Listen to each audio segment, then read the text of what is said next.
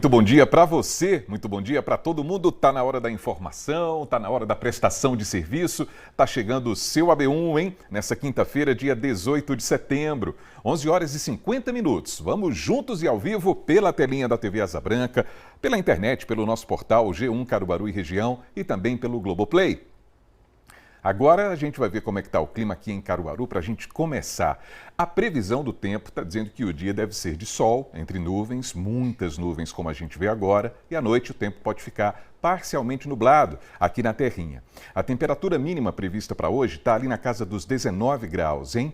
E nesse instante os termômetros marcam 27 graus aqui em Caruaru.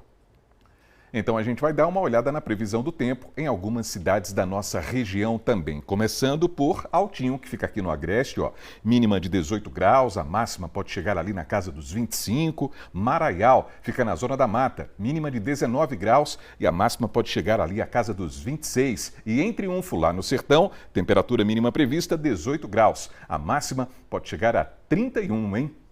E hoje tem Fábio Gomes e Gessé Acioli ao vivo com a gente. Vamos começar pelos destaques do nosso portal e olha essa história, hein? Uma mulher foi presa lá em Gravatá após uma tentativa de fraude em uma agência bancária. Fábio, que história é essa? Um bom dia para você. Oi, Almir, muito bom dia para você, bom dia para todo mundo que acompanha a gente aqui nesse AB1. Essa prisão em flagrante aconteceu ontem em Gravatá, em uma agência da Caixa Econômica Federal. Essa mulher ela foi presa pela Polícia Federal após tentar sacar mais de R$1 milhão utilizando um documento falso.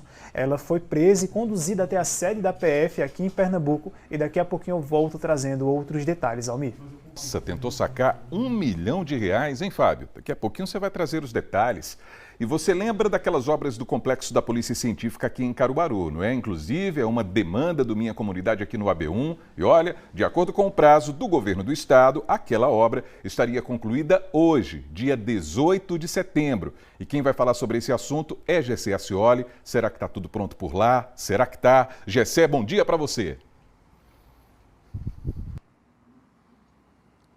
Oi, Almir, bom dia para você, bom dia para quem está nos assistindo. Seria até um dia melhor se a gente estivesse aqui para a inauguração desse tão importante equipamento que é o Complexo de Polícia Científica de Caruaru, que há mais de 10 anos se arrasta em obras aqui nessa localidade. A gente vai trazer detalhes daqui a pouquinho, porque como você disse, hoje seria a entrega, por isso a gente está fazendo o Minha Comunidade de uma forma diferente, né? Na quinta-feira e hoje exclusivamente por conta dessa data, que seria a data da entrega. Como a gente observa que não vai ter como ser entregue nem hoje, nem esse mês, a gente vai trazer detalhes daqui a pouco numa reportagem contando tudo sobre como é que está o andamento das obras e quando de fato vai ser entregue. Daqui a pouco a gente volta com mais informações sobre esse assunto. Perfeitamente, Gessé e Fábio ao vivo nesse AB1. E hoje tem o nosso consultório, tem a B Saúde, a gente vai falar sobre os cuidados com a visão dos idosos. Claro, com a passagem dos anos, o nosso corpo vai ficando mais frágil. Isso também acontece em relação aos nossos olhos. Por isso, a gente vai falar sobre prevenção, a gente vai falar sobre sintomas, diagnóstico e tratamento também, hein?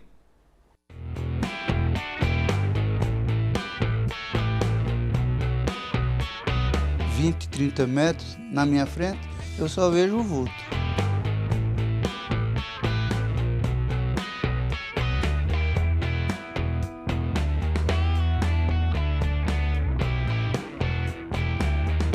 Essa doença dele é uma doença degenerativa no fundo dos olhos, que é grave. Não significa, o médico disse a mim, que ele não vai cegar. Significa que é para tardar a cegueira, entendeu?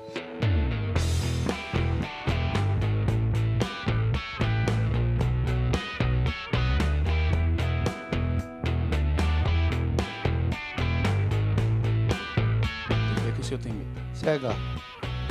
Depender dos outros. Eu não nasci para isso, não.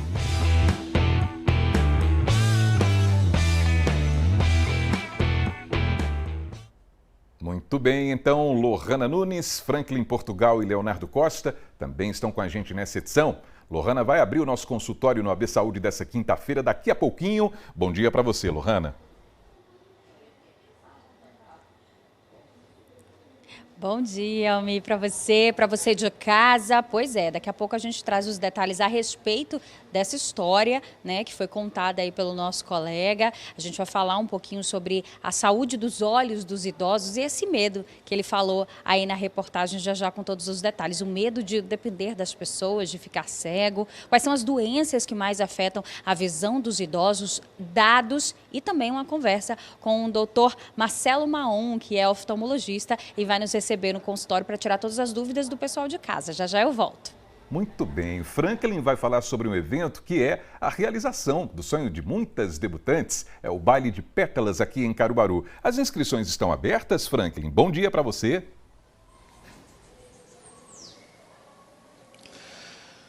Muito bom dia para você, Almir, e um bom dia a todos que nos acompanham aqui no AB1. As inscrições estão abertas para este evento que vai ser realizado no mês de novembro. Então, o que cabe agora é preparação, organização, que essas meninas estejam atentas aí para preencherem o cadastro e fazerem parte de uma noite mágica aí. E também, além de estarem figurando, né, quem fizer as inscrições e puder participar em novembro, essas pessoas também vão participar de formações para a área da mulher, formações muito importantes com capacitação, enfim, um empoderamento feminino também junto com esta noite das debutantes nesse terceiro baile de pétalas do Agreste. Daqui a pouco a gente vai estar trazendo detalhes para que todo mundo aí possa participar. Quem esteja por completar, portanto, no ano da realização do baile, 15 anos de idade, deve ser sim, com certeza, uma noite mágica para aquelas que estarão aí presentes. Daqui a pouco eu volto, Almir.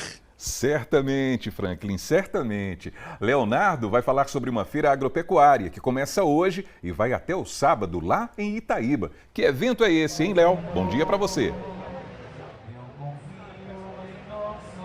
Oi, Almi, bom dia para você, bom dia para todo mundo que está acompanhando a gente na B1 de hoje. Itaíba Agro Show começando hoje, a abertura oficial acontecendo neste momento, mas a gente já vê muita movimentação por aqui, viu? O público até sábado vai encontrar exposição de animais, feira de equipamentos, palestras, oficinas e também muito produto da terra, por exemplo, queijo, iogurte e muito mais, porque a gente sabe que Itaíba é grande produtora de leite e quer divulgar ainda mais essa produção. Então daqui a pouco eu volto porque o prefeito vai conversar comigo e detalhar toda a programação deste evento que está na primeira edição, viu, Almir? Combinadíssimo, Leonardo. Tá falado. Leonardo, Franklin, Lohana, estamos juntos nesse AB1. E agora vamos até o Agreste Meridional para ver como é que está o tempo em Garanhuns. Por lá o dia deve ser assim, de sol com nuvens também, momentos de céu mais aberto à tarde, inclusive à noite. Aí a temperatura mínima prevista para hoje, lá em Garanhuns, está na casa dos 19 graus, hein? E nesse instante os termômetros marcam 26.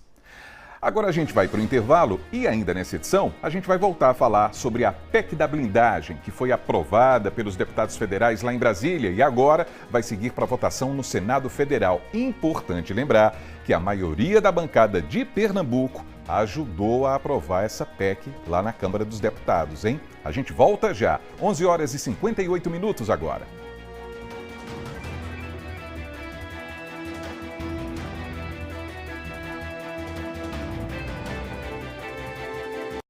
E o seu AB1 está de volta agora meio-dia. Vamos à redação para saber quais são os principais assuntos do G1 Caruaru e região. Fábio Gomes está chegando para falar, inclusive, sobre uma tentativa de fraude que foi registrada em Gravatá. Uma tentativa de fraudar aí R$1 milhão. Hein, Fábio? Boa tarde para você. Exatamente, Almir. Boa tarde para você, boa tarde para todo mundo que está acompanhando a gente aqui no AB1. Essas informações chegaram agora há pouco aqui para a nossa redação e nós já temos uma matéria disponível no G1 Caruaru Região, porque a Polícia Federal prendeu essa mulher suspeita de tentar fraudar, né, a Caixa Econômica Federal, tentando sacar mais de R$1 milhão em uma agência da Caixa lá de Gravatá. Essa suspeita ela não teve um nome e a idade divulgados, de acordo com a PF. Essa prisão aconteceu ontem e a ação foi desencadeada após a própria Caixa Federal identificar indícios de fraude em procurações apresentadas por essa mulher. Uma equipe da polícia foi acionada e foi até o local e confirmou a tentativa de golpe na agência. Com a suspeita foram apreendidos um celular, boletos bancários e outros documentos que ela estava portando no momento. Ela foi conduzida até a sede da delegacia da PF em Pernambuco e passou por audiência de custódia, foi liberada e deve responder pelo processo. Para conferir outras informações, é só acessar o nosso portal, Almir. Muito bem, Fábio. Impressionante essa tentativa de fraude lá em Gravatá, hein? E tem aqui informações a respeito de segurança pública na área da violência também. Uma mulher foi assassinada aqui no Agreste, né, Fábio? Exatamente, Almir. Essa mulher ela foi assassinada e o companheiro dela, um homem de 28 anos, também foi baleado e ficou ferido. Esse crime foi registrado ontem à noite no município de Toritama, aqui no Agreste de Pernambuco, e a vítima foi identificada por Alana Iracema Chagas da Silva, de 35 anos. De acordo com informações da Polícia Civil, o casal estava dentro de uma residência quando foram atingidos na região da cabeça. A mulher não resistiu aos ferimentos e morreu no local, e o homem foi socorrido para um hospital local e em seguida transferido aqui para o HRA em Caruaru. Em entrevista para a imprensa, o comissário da Polícia Civil, Marcelo Malhas, informou que esse casal é suspeito de envolvimento com tráfico na região. A polícia também informou que o caso segue investigação até o esclarecimento total do fato. De acordo com dados da SDS, a Secretaria de Defesa Social aqui de Pernambuco, de janeiro a agosto desse ano, foram registrados 1.127 casos de mortes violentas intencionais, um número esse que é alarmante. Esse indicador abrange os crimes de morte, como homicídio doloso, latrocínio, feminicídio, lesão corporal seguida de morte e outros crimes que resultam em morte e também morte por intervenção de agente do Estado de Pernambuco. Acessando o G1, o pessoal de casa pode conferir outras informações e a gente segue acompanhando essas atualizações que vão sendo confirmadas pela Polícia Civil de acordo com o andamento das investigações, Almir. Fábio, a gente segue acompanhando tudo na nossa redação e para a gente mudar de assunto, falar sobre um outro cenário, não é? Um cenário importante que é o cenário da cultura, tem agenda no G1. Já tem agenda cultural no G1 sim, Almir. A gente muda de assunto para falar de um tema mais leve aqui agora, porque a agenda cultural do G1, a gente sempre reúne semanalmente um roteirão, uma lista com diversos eventos aqui no interior de Pernambuco, tem opções gratuitas, opções pagas e, claro, opções para todas as idades. Na nossa agenda dessa semana tem espetáculo de teatro com o Teatro No Divã, que vai acontecer aqui em Caruaru, no Teatro João Lira Filho. Esse espetáculo aborda temas como a intolerância, os dilemas e também convida o público a fazer um olhar para dentro de si, uma reflexão. Os ingressos estão sendo vendidos a R$ 30 a inteira e R$ 15 a meia entrada através da internet ou através da bilheteria do próprio teatro ou na banca Terceiro Mundo. De shows musicais, a cidade de Jataúba realiza a partir de hoje o Jataúba Fest, que é uma feira de exposição para os produtores rurais. A grade de shows traz artistas como Iguinho Lulinha, Zezo, Natan e vários outros. Essa lista é imensa e para conferir ela com todos os detalhes, programação e horários, é só acessar o nosso portal disponível aqui na internet, Almir. Tá tudo lá no G1 Caruaru e região. Fábio, muito obrigado pelas informações de hoje. Bom trabalho para você. Até amanhã. Obrigado, Almir. Bom trabalho para você também. Uma excelente tarde para todo mundo que acompanha a gente. Muito obrigado. 12:04, vamos seguindo e vamos de cobrança agora, porque nessa quinta-feira tem o Minha Comunidade assim de forma especial, porque não é de hoje que a gente vem cobrando a entrega do Complexo de Polícia Científica aqui de Caruaru. Você tem acompanhado com a gente e como a gente sabe, foram muitos atrasos nessas obras, muitos prazos não foram cumpridos, então o Gessé Ascioli está ao vivo e está acompanhando essa situação mais uma vez, porque mais um prazo termina hoje em relação a essas obras daí, né, Gessé? Boa tarde para você. Isso mesmo, Almir. Boa tarde para você, boa tarde para quem está nos acompanhando. Hoje seria o dia previsto para a entrega desse importante equipamento. Eu, inclusive, vou pedir para o Edvaldo Coelho mostrar um pouquinho aqui a placa da obra, né? Inclusive a placa mais recente, porque tiveram tantas ao longo de mais de uma década, né, de paralisações e de que essa obra foi atrasando e tivemos mais um prazo. O último para 18 de setembro, exatamente hoje. Por isso a gente está de forma especial no Minha Comunidade hoje, trazendo informações sobre como é que está a situação do Complexo de Polícia Científica aqui de Caruaru, que atingiu, né, um nível aí da obra de mais de 60%, segundo a própria Secretaria de Defesa Social do Estado de Pernambuco, com esse orçamento aí de mais de 4.300.000 que foi sendo atualizado por conta das necessidades. Haja vista é uma obra que iniciou com uma empresa, já tem outra empresa, né? Então é um processo extenso que a gente vai acompanhar agora em reportagem que a gente preparou para entender esse passo a passo desde quando a obra teve início. Vamos conferir.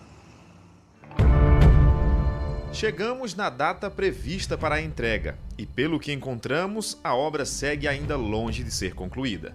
O tão esperado Complexo de Polícia Científica de Caruaru tinha previsão de entrega para o dia 18 de setembro, mas a obra avançou pouco desde a última vez que a nossa equipe esteve no local. De fora, as placas e tapumes seguem do mesmo jeito. O canteiro de obras permanece instalado. Com imagens aéreas é que conseguimos observar como está o andamento. Existem operários trabalhando, mas a estrutura em si segue a mesma, sem grandes mudanças. No começo do mês de setembro, uma comissão de membros do Sindicato dos Policiais Civis de Pernambuco esteve visitando o local, cobrando a agilidade da obra que se arrasta há mais de uma década. E a gente vem aqui saber como é que estão as obras do complexo da Polícia Civil, né, onde vai funcionar os 3 institutos. O ICE, o Instituto de Criminalista, o IML, Instituto de Medicina Legal, e o ITB, que é o Instituto de Identificação Civil. No interior do prédio, foram verificadas as intervenções que estão sendo realizadas nas instalações do complexo, que tem um orçamento de mais de 4 milhões de reais em investimentos. Aí termina lá para abril? Não, a gente está prevendo novembro e dezembro. Ah, bom. Você é encarregado aqui da obra? Esse é o encarregado, o engenheiro da obra está ali e eu sou o fiscal do estado. O prazo previsto pelo governo do estado para a conclusão dessas obras é o dia 18 de setembro, mas de acordo com informações obtidas pelo Simpol durante a visita, esse prazo pode ser adiado. O prazo para entrega é agora em setembro, dia 18/9/2025, mas a gente soube do encarregado aqui da obra que só vai ser entregue entre novembro e dezembro. A gente precisa disso aqui pronto urgentemente para combater essa onda de violência. Mas a obra está andando. A obra teve início em junho de 2011 e tinha previsão de 10 meses para ser concluída. O valor inicial era de R$ 4.700.000. 2 anos depois do início da obra, em 2013, houve a primeira paralisação. Em 2015, a SDS informou em nota que os valores haviam saltado para R$ 6 milhões de reais. O tempo passou, o orçamento mudou com a correção dos custos, mas a obra seguiu se arrastando. Ao todo, são 2.000 metros quadrados, que deve funcionar vários serviços ligados à Polícia Civil, como um novo IML e estrutura para auxiliar a polícia nos trabalhos de investigações. Em 2017, a obra foi mencionada no relatório do Tribunal de Contas do Estado. O documento apontou que falhas no projeto e indisponibilidade de recursos resultaram em atraso de pagamento à empresa responsável e a quebra do contrato. 10 anos depois da primeira parada das obras, em setembro de 2023, não tinha nenhum avanço no que se refere à estrutura física.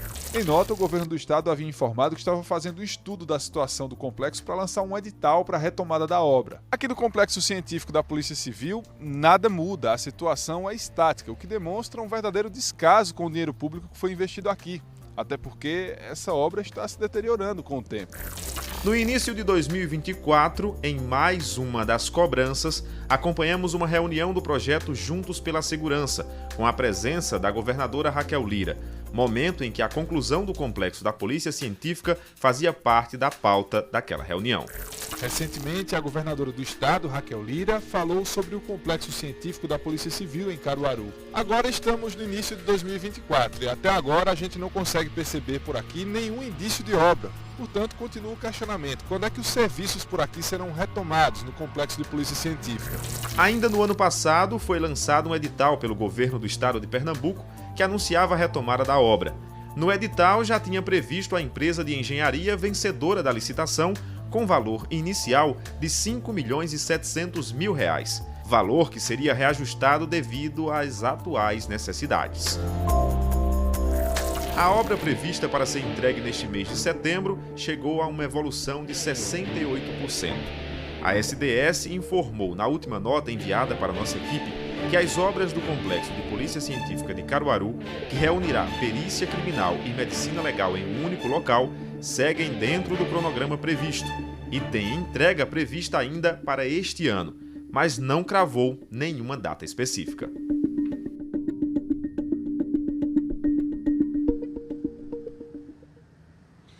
Pois é, a gente voltou aqui ao local, né, trouxemos todas essas informações ao longo dessa mais de uma década, né, que se passa aí dessa obra que vai se arrastando e fica aí para ser entregue. Tivemos mais um prazo agora, como trouxemos no início, para hoje, não concluído, claro, a gente mostra mais uma vez como é que está a situação por aqui. Mais cedo, quando a gente chegou, estava se preparando aqui para entrar ao vivo, alguns trabalhadores, né, que obviamente nesse horário deram uma parada para aquele descanso do almoço, mas tinha sim operários trabalhando, inclusive nessa torre aí que você está vendo imagens, mas a obra segue ainda com um prazo para ser concluída. Inclusive, nessa reportagem que trouxemos, a última nota antes de hoje havia sido da SDS sobre o prazo para ser entregue, dezembro deste ano. Mas como não havia uma data específica, a gente cobrou novamente para saber se de fato tinha uma previsão exata de quando vai ser entregue. E aí recebemos uma nova nota que a gente vai trazer agora na íntegra para o nosso telespectador. A Secretaria de Defesa Social diz o seguinte: esclarece que o Complexo de Polícia Científica de Caruaru trata-se de um remanescente de obras e que durante este período de retomada surgiram alguns serviços extraordinários, o que acarretou numa dilação do prazo inicial. Por este motivo, o prazo foi repactuado para o 15 de janeiro do próximo ano, caso o andamento das obras siga conforme o planejado. Portanto, temos mais um prazo, que seria para hoje, né, no caso o prazo inicial.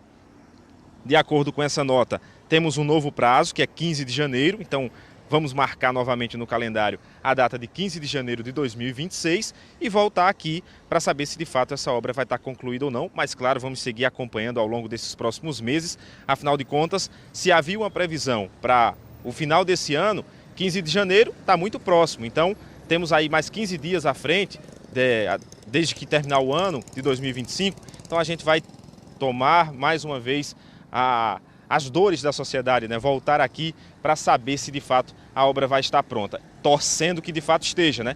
Ela está caminhando, então pelo menos nós temos aí a caminhada das obras.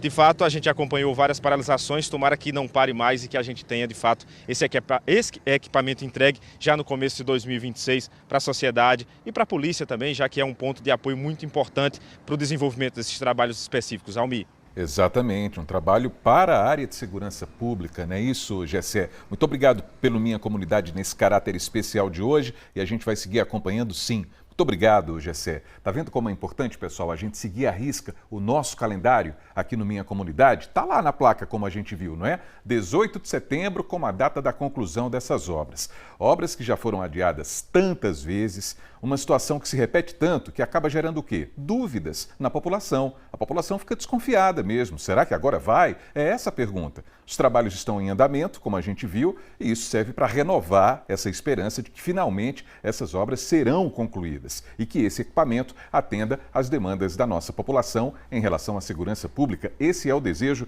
de todos nós. Então vamos reforçar? Está aqui na tela, dia 15 de janeiro de 2026, a gente retoma essa demanda aqui no AB1. A gente vai continuar acompanhando até o fim. E vamos continuar falando sobre os problemas da comunidade. Agora a gente vai para Garanhuns, porque os moradores do Jardim Petrópolis estão muito preocupados com a situação da rua Chico Mendes. Veja na reportagem de Leonardo Costa. Onde antes havia uma rua, hoje o que se vê são montes de entulho. O local se transformou em um depósito irregular e novas caçambas chegam sem parar. Passo quase 20 anos. E o esgoto passa na nossa porta. Outro dia a caixa estourou aí em cima. A água entrou bem dizer dentro das casas da gente. E aqui tinha uma caixa do esgoto. A caixa estourou e ninguém veio mais arrumar. Muito entulho. Vem de tudo no entulho. Vem rato, vem barata, vem cobra, vem de tudo. Carniça, vem tudo no entulho. Morar aqui está cada vez mais difícil. A moradia aqui está cada vez mais difícil. No verão é poeira. Quem não é doente, adoece, só com a poeira. É tudo, é um descaso com a gente. O material descartado termina caindo em uma vala, que atravessa os bairros Jardim Petrópolis e Coab 1. Esta é a segunda vez que a TV Asa Branca vai até o local mostrar a situação. A dificuldade é que a gente fica aqui, entrega os ratos e as baratas. Muito entulho, muitas caçambas desce. Você bota tudo que é de inseto, E do outro lado, atrás, é o esgoto da Coab 1. Como é que pode botar entulho sem ter os tubos?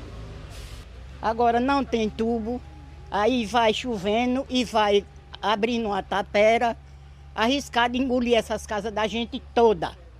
Porque a tendência, se for caindo barreira, vai engolir tudo.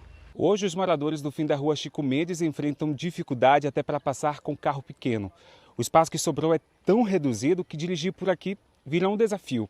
Além de prejudicar o trânsito, o entulho traz problemas de saúde, como o risco de proliferação de insetos e animais peçonhentos, sujeira e acúmulo de poeira. É jogando entulho, é jogando lixo, entendeu? E a poeira incomodando, insetos nas nossas casas. E a gente fica aqui a mercê desse descaso da Prefeitura de Garanhuns aqui. Porque a gente não suporta mais esse descaso aqui. Os moradores pedem que a área seja cercada para impedir novos despejos e cobram da Prefeitura um projeto que devolva a rua à comunidade. Isole a área e proíba o movimento dessas caçambas aqui, porque tanto incomoda a poeira, como o lixo e os entulhos, o risco que a gente corre com essas caçambas aqui descendo o dia todo, carregada, como eles fazem manobra aqui arriscada, manobra de ré, e a gente fica correndo risco em tempo de uma caçamba dessa, faltar freio e entrar dentro da casa de um da gente aqui. Isso não pode acontecer, não. Nós não precisamos de entulho, não. Precisa de saneamento, né? Um saneamento básico nessa rua. Que a gente vive como? A gente somos gente. A gente vive no abandono. Olha que frase importante a gente acabou de ouvir. A gente não precisa de entulho, a gente precisa de saneamento básico. É esse o sentimento da população. Então a gente foi em busca das respostas, hein? A gente procurou a Secretaria de Infraestrutura, Obras e Serviços Públicos de Garanhuns. Eles disseram que equipes têm realizado visitas regulares para monitorar o descarte de resíduos da construção civil. E é muito descarte, como a gente viu aí também. A nota diz ainda que o município de Garanhuns apresenta um histórico de erosões e que a rua Chico Mendes é uma das mais complexas, o que torna necessária a utilização desse tipo de material para minimizar os riscos e evitar maiores danos à comunidade. Mas a comunidade está se sentindo muito prejudicada com esse método também. A nota diz ainda que a Secretaria de Planejamento e Projetos está desenvolvendo estudos técnicos com o objetivo de apresentar uma solução definitiva para esse problema. E não é um problema qualquer, né, pessoal? É muito entulho, é muito material na frente da casa das pessoas, prejudicando inclusive a mobilidade. A gente vai aguardar também uma solução definitiva para esses problemas em Garanhuns. Intervalo chegando, daqui a pouquinho a gente vai falar sobre os cuidados com a visão dos idosos, porque na boa idade é preciso reforçar mesmo esses cuidados. Então, no AB Saúde, um médico vai responder as perguntas que a gente recebeu pelo WhatsApp sobre esse assunto também tão importante. A gente volta já, 12h, 19 minutos agora.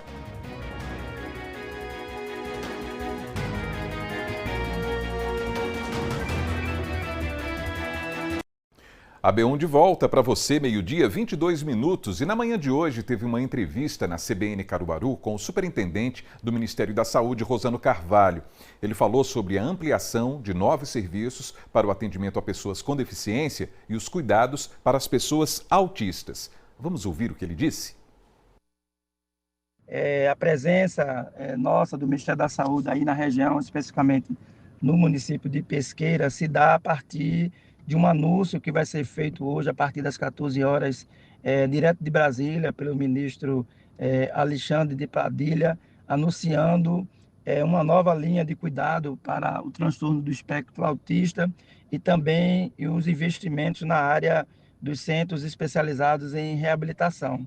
Isso significa habilitar hoje 84 propostas que estão aprovadas no SAIPS, com um impacto financeiro no teto MAC de 90 milhões, 96 mil anuais.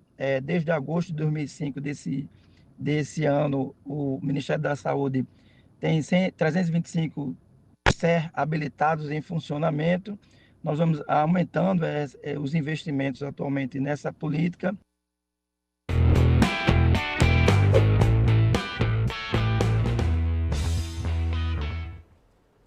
Muito bem, agora é meio-dia, 23 minutos, AB Saúde no ar. Hoje nós vamos falar sobre os cuidados com a visão dos idosos. É uma fase da vida que também requer a nossa atenção, claro. Então, Lohana Nunes vai abrir o nosso consultório agora para falar sobre esse assunto. Boa tarde, Lohana. Boa tarde mais uma vez, Almir, para você, para todo mundo de casa. Pois é, o nosso assunto hoje são problemas oftalmológicos, ou melhor, a saúde dos olhos, principalmente na melhor idade, na terceira idade, né? Eu trouxe alguns dados aqui para você de casa ficar mais ou menos ciente de qual é a situação do Brasil hoje. Aqui no nosso país, segundo dados do IBGE de 2010, ali tá uns dados até mais antigos, mas a gente pode ver que mais ou menos 35 milhões de pessoas têm alguma dificuldade na visão, o que é até normal. Mas o que chama a atenção é que desse número, 1,5 milhão hoje no Brasil estão completamente cegas. E a causa maior, né, a majoritária causa de cegueira no país hoje é a catarata, que é um problema reversível, mas que exige cautela, principalmente dos idosos.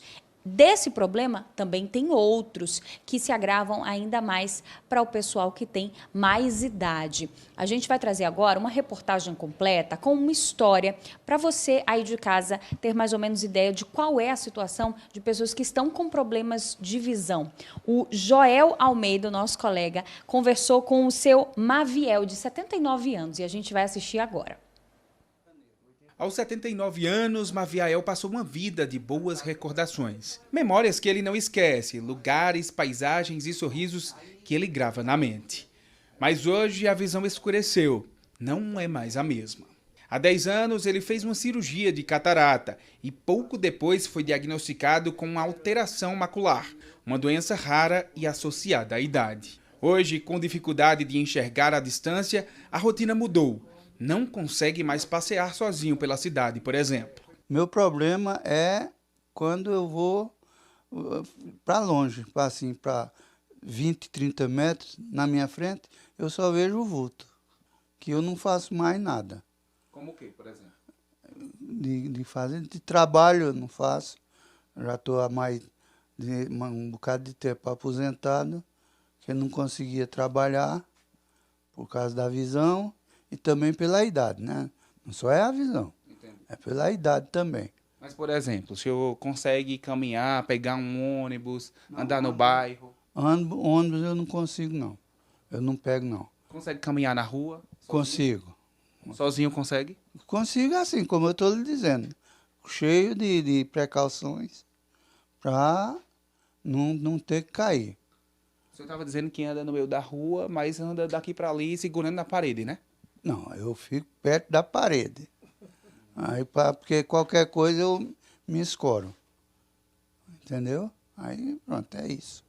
A esposa dele conta que a indicação do médico é fazer injeções de infiltrações no fundo dos olhos, como uma parte do tratamento. Mas há 2 meses não consegue vaga para conseguir o encaminhamento. O médico deu esse laudo para a gente ir procurar o Altino Ventura. Liguei para o Altino Ventura disse que a gente fosse para um clínico geral, encaminhar para um oftalmologista daqui de Caruaru, para o oftalmologista fazer um laudo desse, para encaminhar para o Altino Ventura. Porém, eles ainda não fizeram.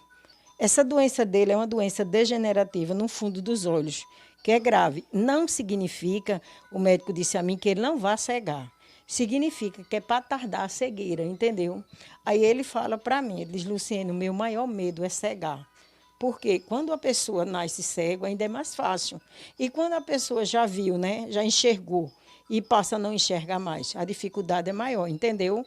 Aí fui lá, a moça disse, você espere. Aí a gente está esperando, não vim com o SUS. Mas já era para ir, porque a visão não espera, você sabe disso. A cada momento conta, né? Entre as doenças mais comuns que podem aparecer na terceira idade estão catarata, glaucoma, dermatocalase e presbiopia. Por isso, é importante ter acompanhamento com o oftalmologista. Para Maviel, a visão é o mais importante que ele tem. Qual é o seu medo? O que é que o senhor tem medo? Cegar. Depender dos outros. Eu não nasci para isso, não.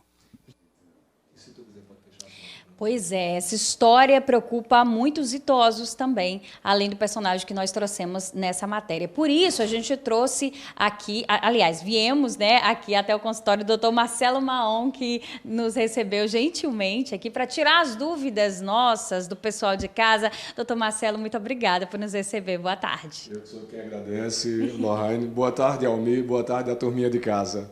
Muito bem, vamos começar então com a primeira pergunta. A Ângela, que é daqui de Caruaru, nos disse assim: fui ao oftalmologista e ele disse que estou com suspeita de glaucoma. Como faço para saber? Ângela, é muito fácil. Hoje já temos exames que eles detectam precocemente o glaucoma. Agora a gente tem que fazer um campo visual, uma paquimetria, que são exames que vão nos guiar para dizer se você tem ou não tem o glaucoma. Que nem tudo que parece é. Às vezes nem toda suspeita se confirma.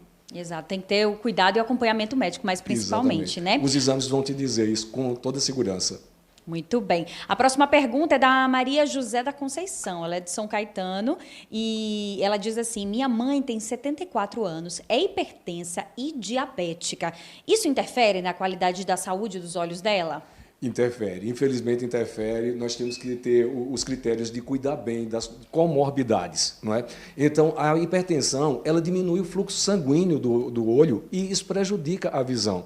E a diabetes, ela prejudica os vasos. Então, elas deixam os vasos muito frágeis e elas predispõem a sangramentos dentro do olho e baixas severas de visão. Por isso que é muito importante o controle das comorbidades. Inclusive, a saúde dos olhos durante a diabetes é uma preocupação constante. Um lugar de atenção, né, doutor? Exatamente. Uma coisa que é muito interessante é que, assim, tipo, as doenças reumatológicas, por exemplo, eu acho muito interessante que os pacientes não se dão conta, mas, assim, o olho, ele não deixa de ser uma junta, como uma junta da mão, como uma junta do joelho. Então, você já ouviu falar assim, água no joelho? Nós temos a glândula sinovial, que lubrifica o joelho, e nós temos a glândula lacrimal, que joga água, que é a mesma glândula sinovial. Então, todas, assim, o olho, ele só não tem osso, mas ele tem articulações, ele tem tendões, ele tem musculatura e ele tem cartilagem, que é quase um osso. Então, todas as doenças do colágeno, as doenças reumatológicas, elas afetam o olho. Certo, então é importante ter cuidado, né? Bom, temos uma outra pergunta aqui do Francisco José, que ele também é de Caruaru, e ele está dizendo assim: estou com 65 anos, tenho glaucoma e percebo que a minha visão está piorando. Eu posso ficar cego? Olha, o glaucoma, se não tratado, leva à cegueira. É a maior causa de cegueira irreversível no mundo. Mas hoje, como você vem fazendo esse acompanhamento, Antônio, né?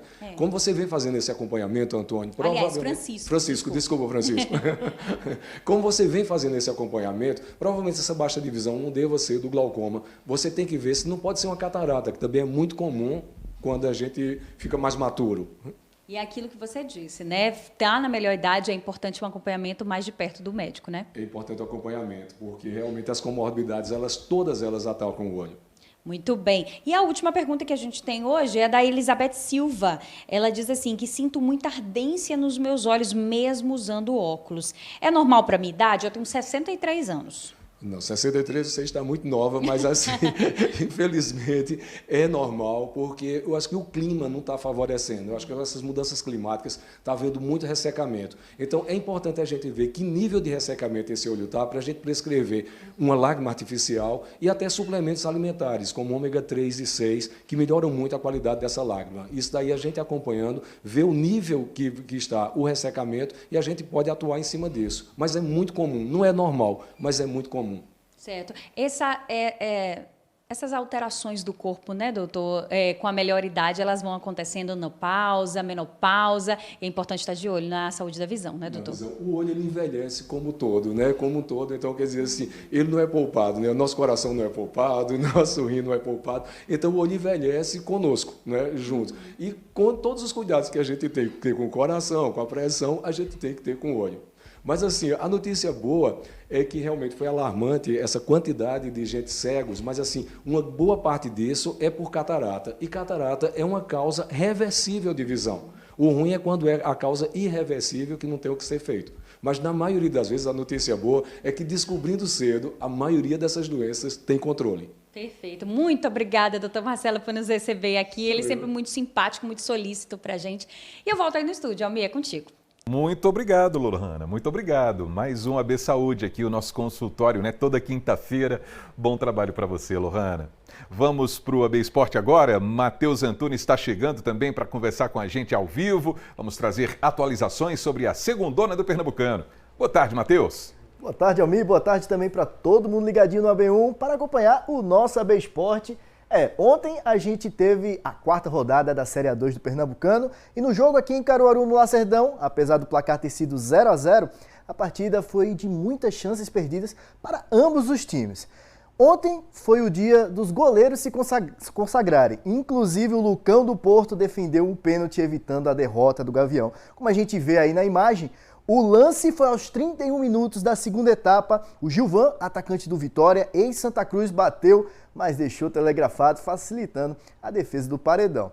Já no jogo realizado em Santa Cruz do Capibaribe, lá no Limeirão, o João Vitor, atacante do Vitória, garantiu a vitória e o triunfo para o time da casa aos 48 minutos do segundo tempo. Já no apagar das luzes, o artilheiro recebe a bola na grande área e finaliza marcando o gol. A partida terminou 1-0, dando a primeira vitória para a máquina de costura. E lá também teve pênalti perdido. Tiba, jogador da equipe do Águia, desperdiçou a cobrança. O Águia foi a única equipe que ainda não venceu no grupo na chave A do torneio. Agora quer buscar o triunfo diante da equipe do Caruaru City, lá no estádio Coqueirão, em Surubim. Na próxima rodada, o Ipiranga viaja para jogar contra o Vitória das Tabocas. Esse jogo vai ser em Xangrande, no estádio Barbosão. Além desses placares, vamos conferir como desenrolou toda a rodada com os outros jogos. Vem aqui para o telão. O jogo do Porto contra o Vitória, que foi ontem no Lacerdão, terminou 0-0, como a gente viu, o Ipiranga 1-0 para o Águia. E o Vera Cruz empatou contra o Centro Limoeirense, isso a gente mostrou ontem também, a gente falou, né, que foi o gol do Juan e depois o Vera Cruz empatou de pênalti com o Paulo e por fim, fechando a rodada, ontem às 19 horas, o América jogou goleando a equipe do Ipojuga por 4-1, o América voando baixo nessa Série A2 do Pernambucano, como a gente estava falando, time muito organizado, favoritaço do torneio, obviamente teve um tropeço na última rodada, e aí, obviamente, é o time a ser batido. Na rodada folgou o Belo Jardim, que é outra equipe da nossa região. E na próxima rodada, a gente vai ter tanto o América folgando, como a equipe do Porto folgando. Almir? Muito bem, Matheus, muito bem. Então, para fechar esse nosso bate-papo de hoje sobre a Série A2 do estadual, diga pra gente como é que tá a classificação, pelo menos nesse momento, hein? Claro que a gente mostra. Como a gente estava falando, o resultado de 0-0 não foi bom para o Porto, porque ele vai folgar na próxima rodada e pode ser ultrapassado pela equipe do Vitória. Isso porque o tricolor das Tabocas joga como mandante, mesmo a partida sendo fora da cidade de Santo Antão, de Vitória de Santo Antão. O jogo é contra o Ipiranga, que ainda não convenceu no campeonato. Óbvio que o time de Santa Cruz tem muitos bons nomes, como o próprio Didira, que estava no Central agora nessa Série D, e o treinador Neco, que é muito experiente, vão sem dúvida dar trabalho para a equipe do Taboquito. Vamos dar uma olhada então no restante da classificação e como se projeta o cenário da segundona do estadual depois do término da quarta rodada.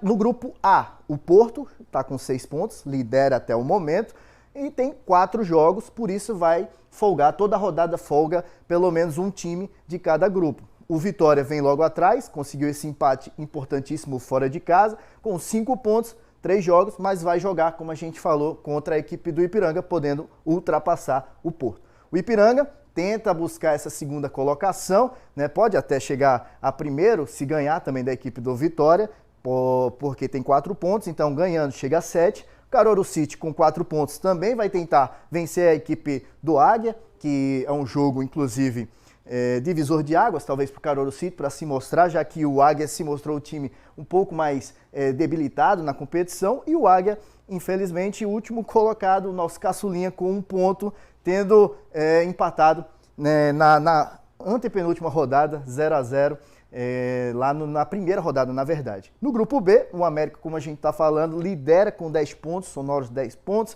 mas vai folgar nessa partida, e mesmo que o Belo Jardim, nessa rodada, e mesmo que o Belo Jardim vença, não alcança ainda o número de pontos do América.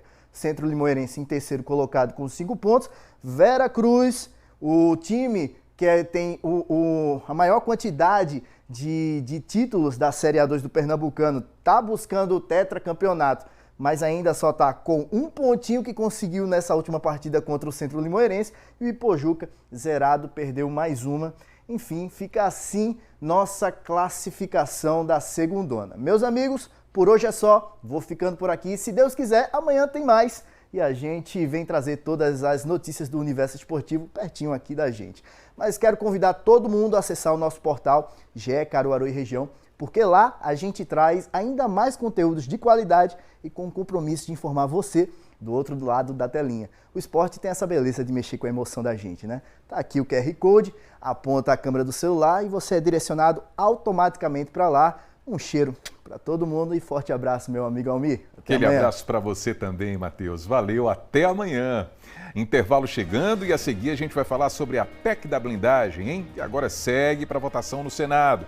Os deputados federais já aprovaram essa PEC, inclusive com o voto de vários parlamentares aqui de Pernambuco, lá em Brasília. Os detalhes em instantes, 12h39. A gente volta já.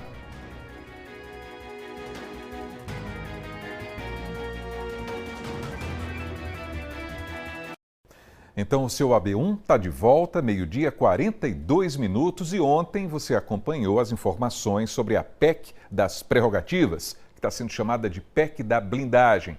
Essa proposta de emenda à Constituição foi aprovada pelos deputados federais lá em Brasília.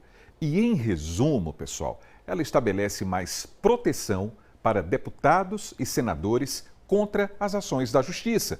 E olha, a maioria da bancada de Pernambuco ajudou a aprovar essa PEC. Veja. A proposta prevê que o STF só poderá abrir ação penal contra deputado ou senador se os colegas parlamentares autorizarem. E o Congresso tem prazo de 90 dias para tomar essa decisão, por meio de votação secreta. Se o parlamentar for preso em flagrante por crime inafiançável, a Câmara ou o Senado também vão decidir se autorizam ou não a manutenção da prisão. Entre 1988 e 2001, quando regras como estas estavam em vigor, o Congresso impediu 253 processos contra parlamentares e autorizou apenas um. Eles estão, com esse tipo de medida, se tornando completamente uma castra, impunes a uma ação de estupro, a uma violência, a um feminicídio, a uma investigação sobre corrupção. Um Congresso Nacional que deveria prezar por avançar em pautas que a sociedade tem interesse, está, na verdade, legislando em causa própria. A PEC da blindagem chegou a ser discutida em agosto, depois do motim em que parlamentares ocuparam as mesas da Câmara e do Senado. Na época, o projeto não teve consenso e foi engavetado. Agora, depois de algumas mudanças no texto, a proposta teve o apoio de quase todos os partidos. Os pernambucanos que votaram a favor foram Valdemar Oliveira, do Avante, André Ferreira, Coronel Meira, Fernando Rodolfo e Pastor Eurico, do PL, Heriberto Medeiros, Felipe Carreiras, Guilherme Uchoa, Lucas Ramos e Pedro Campos, do PSB, Clarissa Tércio, Eduardo da Fonte e Lula da Fonte, do Progressistas, Augusto Coutinho, Océsio Silva e Fernando Monteiro, do Republicanos, Fernando Coelho Filho, Luciano Bivar e Mendonça Filho, do União Brasil. Os pernambucanos que votaram contra foram Renildo Calheiros, do PCdoB, Carlos Veras, do PT, Clodoaldo Magalhães, do PV, Maria Arraes, do Solidariedade e Túlio Gadelha, da Rede. Isa Arruda, do MDB, estava ausente da votação. A PEC agora seguirá para votação no Senado. Por lá, terá de passar pela Comissão de Constituição e Justiça e pelo plenário. Se aprovada pelos senadores, poderá ser promulgada diretamente pelo Congresso. Isto é, diferente de um projeto de lei, não precisa passar pela sanção ou veto do presidente Lula. Já se tem histórico da Câmara dos Deputados eles protegerem a eles mesmos. Então, eles nunca vão denunciar seus pares por causa de um crime grave. Eles não vão levantar provas nenhuma contra eles. E a gente vai ficar só vendo, sabendo e sem poder provando até, mas sem poder investigar. Agora só que a gente vai ter que ver os candidatos que a gente bota lá. que é a gente que bota e a gente que tira. Então o povo tem que se conscientizar que o voto da gente aqui vale. É isso, se conscientizar sempre. É o voto da gente que vale a pena ou não, em muitos casos. Mudando de assunto, agora a gente traz informações sobre a terceira edição do Baile de Pétalas aqui em Caruaru. Uma ação voltada para realizar o sonho de muitas debutantes. Então, Franklin Portugal é quem vai contar tudo pra gente ao vivo agora. Né, Franklin? Boa tarde para você. Muito boa tarde para você, Almir. Boa tarde a todos que nos acompanham no AB1. Muita expectativa, né, para a terceira edição do evento, que vai ser em novembro. A data ainda será divulgada e vai ser realizado esse evento justamente no Centro Multicultural do Alto do Moura. Quem vai dar mais detalhes aqui para a gente é a Rayane Alves, integrante da comissão organizadora do Baile de Pétalas. Boa tarde para você, Rayane. Como é que essas meninas interessadas em fazerem parte desse evento especial, como é que elas podem fazer para se inscrever? Boa tarde para todos. A gente está muito feliz de ter lançado essa terceira edição do Baile Pétalas do Agreste. E as inscrições elas estão abertas até o dia 22 de setembro. E está disponível o link de inscrição no Instagram da Prefeitura ou no site da Prefeitura Municipal de Caruaru. Então lá vai ter o edital com os pré-requisitos, né? Precisa ser integrante da Rede Municipal de Educação, precisa ter boas notas, né? Ter frequência e ter completado ou estar para completar 15 anos no ano de 2025. Preenche lá esse cadastro com as informações, tudo de forma gratuita? Isso, tudo de forma gratuita. Né? Lá tem indicando o que é que está incluso, como o buffet, o vestido, a decoração, toda a festa. E além disso, elas têm a formação. A gente não tem o baile por si só. A gente tem todos esses meses de preparação com formações temáticas sobre protagonismo jovem, sobre saúde da mulher, sobre qualificação profissional, sobre saúde mental também, para que elas estejam formadas e tenham um baile mais bonito ainda. Uma vez que todas façam a inscrição, preencham o cadastro, quando é que elas vão saber que se enquadraram, de fato farão parte do evento? Isso. Então lá no Diário Oficial vai sair a lista, 3 dias depois do dia 22, vai sair a lista informando essa divulgação dos nomes que fizeram parte, né? Então vai ter que atender esses pré-requisitos, né? De boas notas, frequências, então vai ser analisado pela comissão organizadora e lá no Diário Oficial vai estar divulgado essa lista, igual o edital também está por lá. Elas vão receber informações sobre as datas destas formações? Isso, lá vai estar indicando, quando a gente entrar em contato com elas, as gestoras das escolas também irão entrar em contato para elas assinarem um termo e depois a gente vai informar qual é o dia da abertura, para a gente ter a primeira formação e a abertura e explicar todos os passo a passos da festa, o que vai acontecer, os dias das formações, né? O que é que vai ter também durante essas formações, a gente vai explicar tudo nesse dia de abertura. É um baile para premiar a dedicação aí dessa menina e também família junto lá acompanhando, né? Isso é incentivar, né, e empoderar também as meninas. A gente sabe que é uma cultural, né, o baile de debutantes, mas a gente quer empoderar, além de ser uma festa, né, de trazer esse protagonismo para as jovens meninas da nossa rede municipal. E ela é uma ação coletiva, é uma ação da Secretaria de Educação em parceria com a Secretaria da Mulher, a Secretaria de Assistência Social e a Secretaria de Saúde. Então a gente faz de forma intersetorial essa articulação para que o projeto seja o mais legal para elas o possível. Muito obrigado por sua participação, Rayane Alves, aqui com a gente. Almir. Valeu, Franklin. Recado importante dessas inscrições abertas, hein? Muito obrigado, viu, Franklin? Bom trabalho para você. E começa hoje em Itaíba a primeira edição do AgroShow, um dos maiores eventos agropecuários do interior do estado. E a programação por lá é bem diversificada, pessoal. Estão previstos torneios, palestras, shows e muito mais. Então, Leonardo Costa está ao vivo com a gente também, está lá em Itaíba. E tem os detalhes. Boa tarde para você, Léo.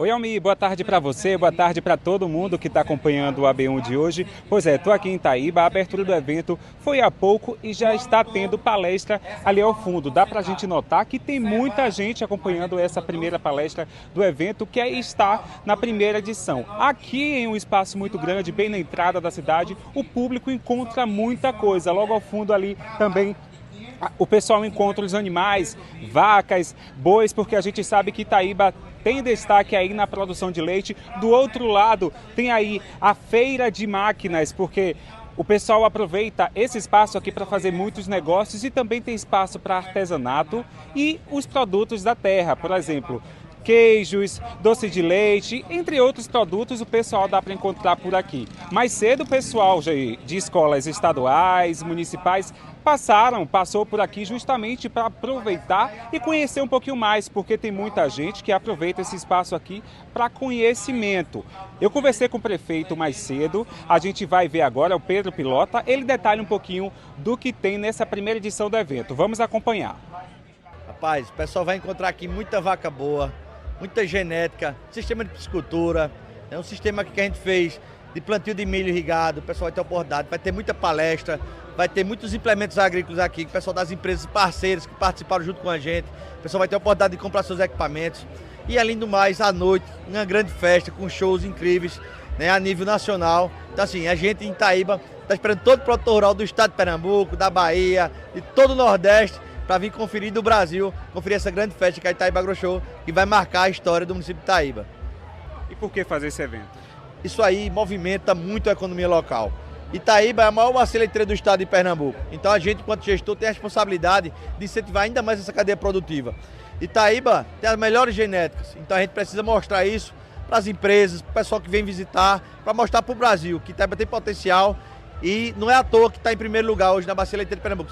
Isso é uma homenagem a todos os nossos produtores rurais do leite aqui de Itaíba.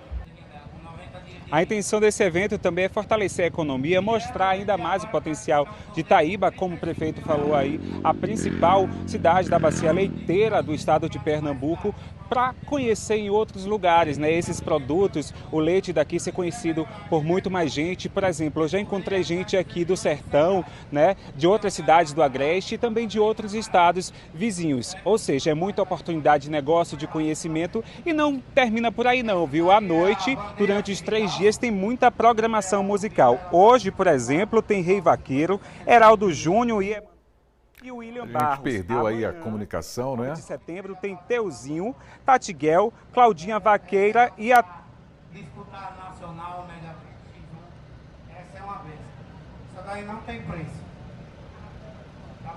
Infelizmente, a gente perdeu a comunicação com o repórter Leonardo Costa, mas a gente tem como colocar essas atrações de novo? Eu posso falar daqui do estúdio. Olha só. Tem aí, ó, hoje Rei Vaqueiro, Heraldo Júnior e Emanuel, William Barros também para fechar a programação. Na sexta-feira, amanhã, tem Teuzinho, Tatiguel, Claudinha Vaqueira e Paulo Manuel. No sábado, Rafaela Santos, Zé Cícero, Valéria Cavalcante e Cido Jordão. Tudo isso em Itaíba, no AgroShow, a primeira edição desse evento lá no Agreste Meridional. Vamos seguindo? Vamos em frente, porque o governo do estado lançou um plano para oferecer água tratada e esgoto em áreas rurais onde existe dificuldade de abastecimento. A expectativa, pessoal, é beneficiar 2 milhões de pernambucanos. Veja. O dinheiro aplicado será de 600 milhões de reais, fruto de uma operação de crédito junto ao Banco Mundial. Inclusive, a diretora do Banco Mundial no Brasil, Cecília Fruman, esteve presente nesse anúncio, assinou, né, o compromisso com a governadora Raquel Lira em relação a esse recurso que deve ser aplicado ao longo de 7 anos nessas cidades que são historicamente, né, excluídas em relação ao abastecimento de água, que já sofrem com a falta d'água. Então, a ideia do programa é fortalecer o abastecimento de água na zona rural e também implementar ou encontrar soluções para o tratamento de esgoto nessas cidades. A gente tem o estado dividido em regiões, existe uma instituição de direito privado com as pessoas da comunidade em formato de cooperativa administrando esse sistema e eles cobram a conta e entregam para a Compesa a água que vai estar sendo distribuída para ela na porta do sistema simplificado. Isso é o CISAR. É um termo complexo que a população vai entendendo aos poucos quando ela começa a acontecer. Mas já está em funcionamento em Guaraci, em Belo Jardim, no Sertão do Mochotó. E essa é parte da estratégia que nós temos de levar água para todos os pernambucanos, garantindo via Compesa e garantindo via o CISAR, onde a Compesa não chega, nem vai chegar a partir da concessão, com a distribuição da água. a Compesa chega com a água entregue para que ela possa ser tratada e a comunidade gerencia a distribuição dessa água. Isso atende a mais de 7.500 comunidades rurais que hoje são absolutamente desassistidas pela Companhia de Saneamento e que não tinha estratégia do governo de Pernambuco. Agora, o nosso grande programa para levar água para todos envolve a Compesa, a concessão da Compesa, as barragens, as obras de grandes adutoras e também sistemas simplificados pequenininhos que chegam a comunidades de 50, 100, 200, 1.000 pessoas e que não eram atendidas antes. O nosso governo já começou a atender desde o primeiro dia, a partir de 300 milhões já destinados, de 200 milhões, de cerca de 100 milhões com o novo PAC do governo federal e que agora chega muito mais forte com o apoio do Banco Mundial, com tecnologia social e com mais 600 milhões de reais para fazer essas obras acontecerem nos municípios. E olha, tem um vídeo circulando pelas redes sociais que promete uma solução caseira para combater a queda de cabelo, hein? Mas os especialistas alertam para o perigo desse tipo de produto. Então a gente vai dar uma olhada no fato ou fake de hoje. Oi pessoal, em um vídeo que está bombando nas redes sociais, um homem faz uma receita caseira que promete combater a queda de cabelo e fazer o cabelo crescer igual mato. Ele faz uma mistura de alecrim, folhas de goiaba, cravo, canela e óleo de rícino. Ainda diz que a pessoa tem que aplicar esse conteúdo direto no couro cabeludo e dormir com o produto. Mas isso é fake. A gente conversou com 2 cirurgiões capilares que afirmaram que não há nenhuma comprovação científica de que essa mistura funcione e que seja segura. Pelo contrário, os médicos falaram que essa tal receita milagrosa pode causar irritação no couro cabeludo e ainda atrasar o tratamento com terapias realmente eficazes. A queda de cabelo, gente, pode ter vários motivos, como genética, estresse, fatores hormonais. O diagnóstico é individual e deve ser feito com um profissional de saúde. Eu falo agora de uma publicação nas redes sociais que diz assim: meu gênero favorito de fotos, santos católicos fantasiados quando crianças. Na esquerda, a gente tem uma imagem de 1894 de Santa Terezinha fantasiada de Joana d'Arc. E na direita, uma criança de Homem-Aranha com um filhotinho de cachorro no colo, que seria o Carlo Acutis, canonizado no dia 7 de setembro desse mês. A gente procurou o Vaticano, que confirmou, essa imagem é fato. Esse pequeno Homem-Aranha é, de fato, Carlo Acutis, criança com aproximadamente 3 anos. A foto da Santa Terezinha também é ela. Carlo Acutis morreu com 15 anos de leucemia em 2006, no dia 12 de outubro, dia de Nossa Senhora Aparecida. Ele é o primeiro santo da geração Millennium. E o primeiro milagre do Carlo Acutis foi a cura de uma criança brasileira em Campo Grande, no Mato Grosso do Sul.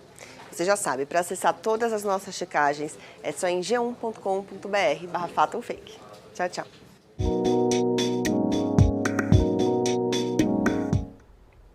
E sexta-feira, você já sabe, é dia de curtir o som e sotaque aqui no AB1. Amanhã, quem vai marcar presença é Vavá Ribeiro. Então a gente vai dar uma olhada.